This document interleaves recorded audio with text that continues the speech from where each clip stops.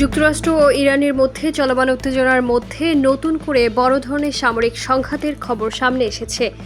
কাতার ভিত্তিক সংবাদ মাধ্যম আল জাজিরার প্রতিবেদনে বরাতে জানা গেছে, ইরানের দক্ষিণ পশ্চিমাঞ্চলীয় খুজেস্তান প্রদেশে 1 ঘণ্টারও কম সময়ের ব্যবধানে একাধিক স্থানে হামলা চালিয়েছে যুক্তরাষ্ট্র।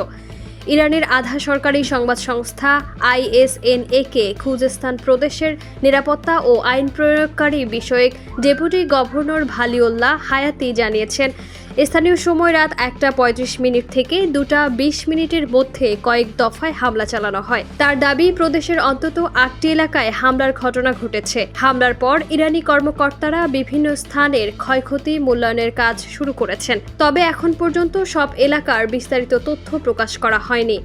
ইরানি সংবাদ মাধ্যমের তথ্য অনুযায়ী, খুজেস্তানের মাহশাহর এলাকায় একটি কৃষি পানি পাম্পিং স্টেশনে ক্ষেপণাস্ত্র আঘাত হানে।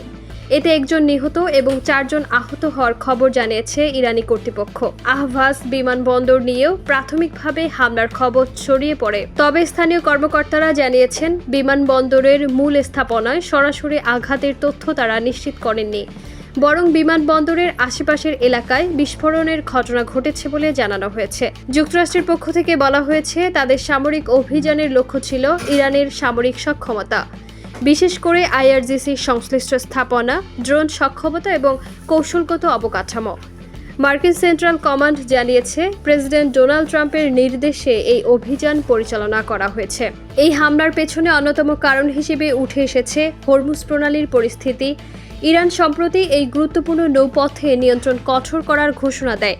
তেহরানের দাবি, কয়েকটি জাহাজ অনুমোদিত পথ না মেনে চলাচলের চেষ্টা করায় তারা ব্যবস্থা নিয়েছে।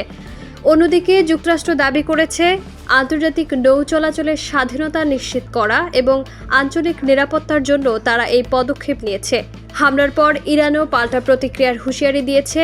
ইরানি বিপ্লবী গার্ড বাহিনী জানিয়েছে, যুক্তরাষ্ট্রের পদক্ষেপের বিরুদ্ধে তারা প্রয়োজনীয় ব্যবস্থা নেবে। বিশ্লেষকদের মতে, যুক্তরাষ্ট্র ও ইরানের এই পাল্টাপাল্টি অবস্থান মধ্যপ্রাচ্যের নিরাপত্তা পরিস্থিতিকে আরও জটিল করে তুলতে পারে। বিশেষ করে হরমুজ প্রণালীর অস্থিতিশীলতা বিশ্ব জ্বালানি বাজার, তেলের দাম এবং আন্তর্জাতিক অর্থনীতিতে বড় ধরনের প্রভাব ফেলতে পারে। তবে হামলার প্রকৃত ক্ষয়ক্ষতি, হতাহতের সংখ্যা এবং পরবর্তী সামরিক পদক্ষেপ নিয়ে যুক্তরাষ্ট্র ও ইরানের বক্তব্যে পার্থক্য রয়েছে। পরিস্থিতির আরও বিস্তারিত তথ্যের জন্য আন্তর্জাতিক পর্যবেক্ষকরা নজর রাখছেন। এদিকে মধ্যপ্রাচ্যে নতুন করে সংঘাত ছড়িয়ে পড়ার আশঙ্কায় বিশ্বের বিভিন্ন দেশ পরিস্থিতি নিবিড়ভাবে পর্যবেক্ষণ করছে।